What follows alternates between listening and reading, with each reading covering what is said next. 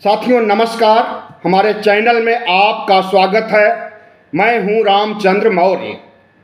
साथियों, आज का दिन ऐतिहासिक दिन है।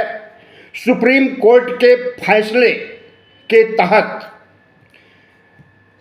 इसके पहले 22 जनवरी को ऐतिहासिक दिन माना गया था, लेकिन वह धर्म और पाखंड का ऐतिहासिक दिन था। आज का दिन राजनैतिक सियासती ऐतिहासिक दिन है।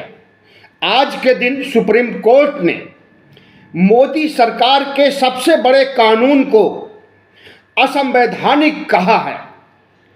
चुनावी चंदा लेने के लिए जो गोपनीयता बरती जाती थी और लोगों से छिपाया जाता था, करोड़ों रुपए चंदा लिया जाता था कारपोरेट से अवैध ढंग से, उसे आज उस पर रोक लगा दिया सुप्रीम कोर्ट ने और यह भी कहा कि तत्काल प्रभाव से लागू होगा अवैध चुनावी चंदा लेने की प्रक्रिया। तो साथियों, आज का दिन ऐतिहासिक इसलिए भी है कि इससे भ्रष्टाचार नियंत्रण पर ताकत मिलेगी और भारतीय जनता पार्टी के ताबूत में आज एक कील और ठोक दिया सुप्रीम कोर्ट ने। भारतीय जनता पार्टी और मोदी सरकार किसानों के सीने में कील ठोका, उसके कुछ दिन बाद आज सुप्रीम कोर्ट ने भारतीय जनता पार्टी के सीने में कील ठोक दिया उसकी असंवैधानिक गतिविधियों के आधार पर। जी हाँ, हम चुनावी चंदे की बात कर रहे हैं। चुनावी चंदा की शुरुआत 2018 में हुई थी। उस समय के वित्त मंत्री अरुण जेटली इसे लेकर के आए थे और 2018 से अब तक लगभग 16,500 करोड़ रुपए चुनावी चंदा विभिन्न पार्टियों को मिला। इसमें से करीब 90% चंदा अकेले भारतीय जनता पार्टी को मिला। सवाल पूछते थे लोग कि Bharatiya Janata party operation lotus करती है, सांसदों विधायकों की खरीदारी करती है, चुनावी समीकरण को बदल देती है, चुनाव में अकूत पैसा खर्च करती है, तो वह पैसा कहां से आता है? आज पता चल गया कि वह पैसा कहां से आता था। कारपोरेट घराना उन्हें गोपनीय ढंग से पैसा देता था और उसी पैसे के बल पर मोदी सरकार चुनावी बाजी को पलट दिया करती थी, चुनाव को अपने पक्ष में करती थी। ऑपरेशन लोटस चला करके सांसदों विधायकों की खरीदारी करती थी और अवैध गतिविधियां करके इस देश के अर्थव्यवस्था को खोखला करती थी।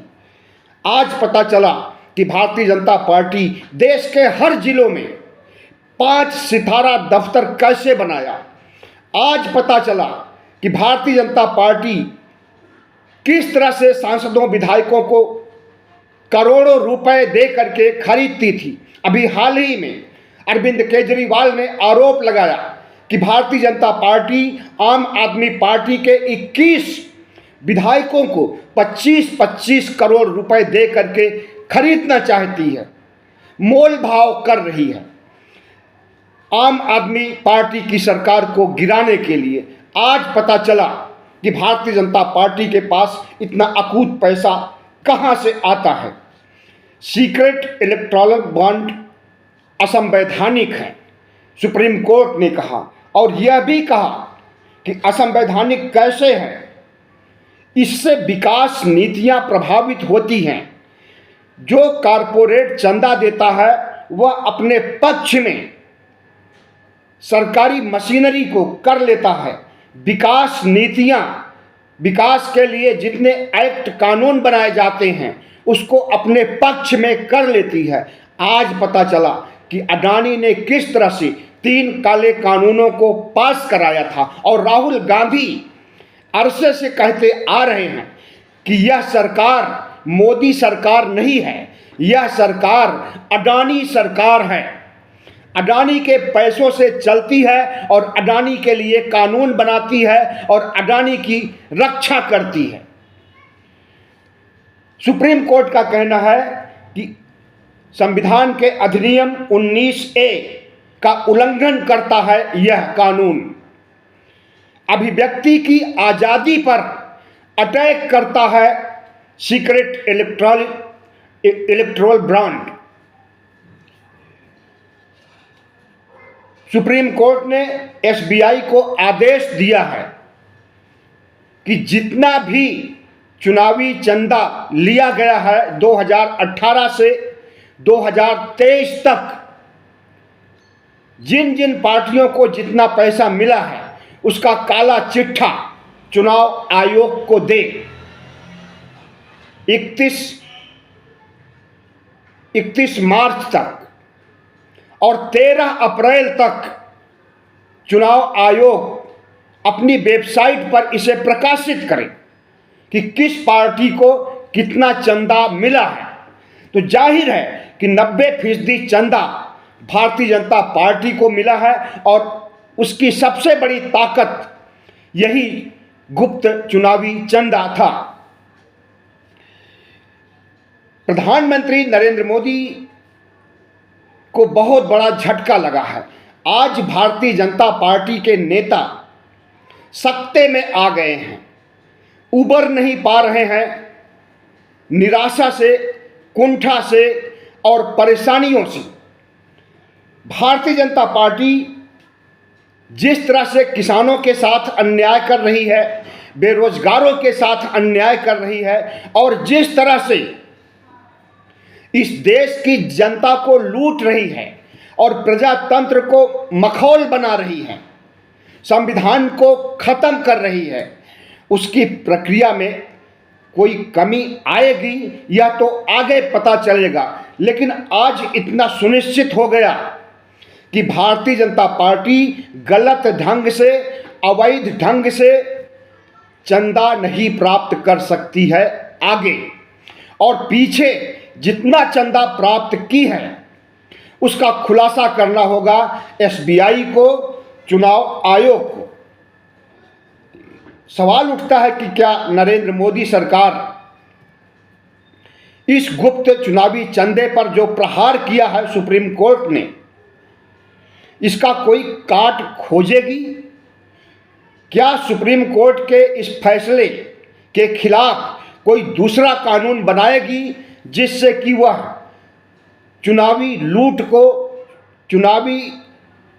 चुनाव के नाम पर लूट को जारी रखे? हमें तो लगता है कि बनाएगी। ऐसा कोई दूसरा कानून, कोई दूसरा अवैध रास्ता खोजेगी भारतीय जनता पार्टी। उसका एक उदाहरण भी है। कुछ समय पहले ट्रांसफर पोस्टिंग का अधिकार LG को दिया जा रहा था दिल्ली सरकार में, जिसे सुप्रीम कोर्ट ने अवैध ठहराया और इसे आम आदमी पार्टी की चुनी सरकार को वापस कर दिया था कि ट्रांसफर पोस्टिंग का काम चुनी हुई सरकार करेगी। उसके खिलाफ प्रधानमंत्री नरेंद्र मोदी ने अध्यादेश जारी किया और ट्रांसफर पोस्टिंग का काम अपने हाथों में ले लिया। क्या उसी तरह से गुप्त चुनावी चंदे पर जो प्रहार किया है चीफ जस्टिस ऑफ इंडिया ने, इसका भी कोई काट खोजेगी भारतीय जनता पार्टी? हमें लगता है जरूर खोजेगी और उस काट में भी मुंह की खाएगी। 5 जजों की पीठ ने 2 नवंबर 2023 को ही फैसला सुरक्षित रख दिया था। Chief justice of India DY Chandrachud, justice Gavai, Manoj Sinha, justice Pardiwala और जस्टिस खन्ना, इन 5 जजों ने एक स्वर से गुप्त चुनावी चंदे को असंवैधानिक कहा है। जस्टिस संजीव खन्ना का विचार थोड़ा से इतर है, लेकिन अंततः उनका भी यही कहना है कि केंद्र सरकार ने गलत ढंग से गुप्त चुनावी चंदे के लिए नंबर 2 के पैसे को नंबर 1 बनाने के लिए, काला धन को सफ़ेद धन बनाने के लिए इसे 2018 में लाया था। लेकिन आज की तारीख 15 फरवरी से यह कानून निष्प्रभावी साबित होगा और कोर्ट ने कहा है कि आज की तिथि से यह कानून रद्द किया जाता है और तुरंत इसे लागू किया जाता है। तो जिस तरह से भारतीय जनता पार्टी चुनावी चंदे से असंवैधानिक गतिविधियां करती थी, असंवैधानिक ढंग से पैसे कारपोरेट से उगाहती थी, असंवैधानिक रूप से पैसे को खर्च करती थी, विपक्ष को खत्म करने के लिए, विपक्ष को तोड़ने के लिए और अपनी सरकार बनाने के लिए, मतदाताओं को प्रभावित करने के लिए भी इस तरह के पैसे खर्च किए जाते थे। 2018 में भारतीय जनता पार्टी को गुप्त चुनावी चंदे के तहत 210 करोड़ रुपए मिले। 2019 में 1450 करोड़ रुपए अकेले भारतीय जनता पार्टी को चुनावी चंदा मिला। 2020 में 2555 करोड़ रुपए चुनावी चंदा मिला भारतीय जनता पार्टी को। 2021 में 22 करोड़ 38 लाख रुपए चुनावी चंदा मिला। ये कोरोना काल था, इसलिए इस साल कुछ कम मिला है। लेकिन 2022 में 1033 करोड़ रुपए भारतीय जनता पार्टी को चुनावी चंदा मिला। 2023 में 1294 करोड़ रुपए भारतीय जनता पार्टी अकेले को गुप्त चुनावी चंदा मिला। इसी तरह से कांग्रेस पार्टी को, टीएमसी को, राष्ट्रीय जनता दल, समाजवादी पार्टी, जितनी भी पार्टियां हैं, सबको कुछ न कुछ चुनावी चंदा मिलता रहा है। लेकिन इसमें 90% हिस्सा, जितना कुल चुनावी चंदा मिलता था, उसका 90% अकेले भारतीय जनता पार्टी को मिलता था। कुल 2018 से लेकर 2023 तक 16,500 करोड़ रुपए चुनावी चंदा लिया गया, जिसमें 90% पर अधिकार अकेले भारतीय जनता पार्टी का रहा। तो सवाल उठता है कि भारतीय जनता पार्टी की सरकार छोटे मोटे कारोबारियों को रिश्वत लेने के आधार पर, मनी लॉन्ड्रिंग के आधार पर ईडी भेज करके, सीबीआई, आईटी भेज करके जेलों में ठूस देती है। विपक्ष के जो नेता कई साल पहले घपले किए हैं, उनको भी जेल में भेज देती है। लेकिन इतना बड़ा घोटाला प्रधानमंत्री नरेंद्र मोदी, जिसे कि कानूनी जामा पहना करके 5 साल से ज़्यादा चलाते रहे, उस पर सीबीआई, ईडी, आईटी किसी का असर नहीं होता था। और आज जब यह साबित हो गया कि गुप्त चुनावी चंदा असंवैधानिक था, संविधान के तमाम अनुच्छेदों के खिलाफ था, राइट टू इंफॉर्मेशन के खिलाफ था, अभिव्यक्ति की स्वतंत्रता के खिलाफ था और इस देश के कानून निर्माण के लिए प्रभावित करता था। इसलिए सुप्रीम कोर्ट ने इस पर तत्काल प्रभाव से रोक लगा दी है। अब देखना है प्रधानमंत्री नरेंद्र मोदी, जिन्हें आज जोर का झटका लगा है, 440 वोल्ट का करंट लगा है, कैसे चुनाव जीतते हैं और कैसे असंवैधानिक ढंग से पैसा दौलत हासिल करते हैं कारपोरेट से। बहुत बहुत धन्यवाद। हमारे चैनल को सब्सक्राइब कीजिएगा, लाइक कीजिएगा और शेयर कीजिएगा।